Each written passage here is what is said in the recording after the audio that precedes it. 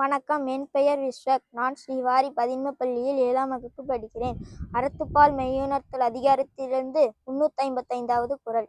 எப்பொருள் எத்தன்மை ஆயினும் அப்பொருள் மெய்ப்பொருள் காண்பது அறிவு.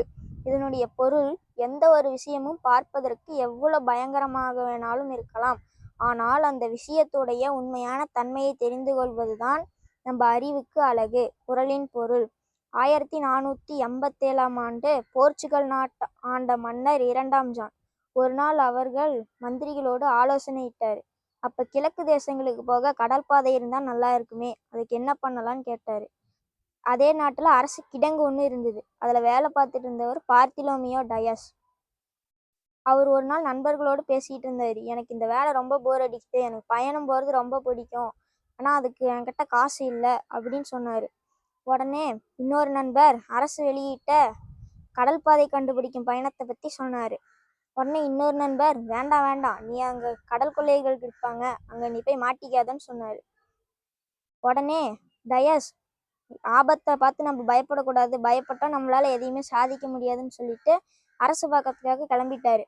இவருக்கு ஏற்கனவே போர்க்கப்பல்ல வேலை பார்த்த அனுபவம் இருந்ததுனாலேயே இவரே அந்த கப்பலோட கேப்டனா போட்டாரு. கப்பல் ஆப்பிரிக்காவை நோக்கி போயிட்டு இருந்தது. அப்ப ஆபத்து கடல் கொள்ளையர்களால வரல, ஆபத்து வேற ரூபத்துல வந்தது. மெல்ல மெல்ல வீசிட்டு இருந்த காத்து திடீர்னு பெரிய புயலா ஆரம்பிச்சுது.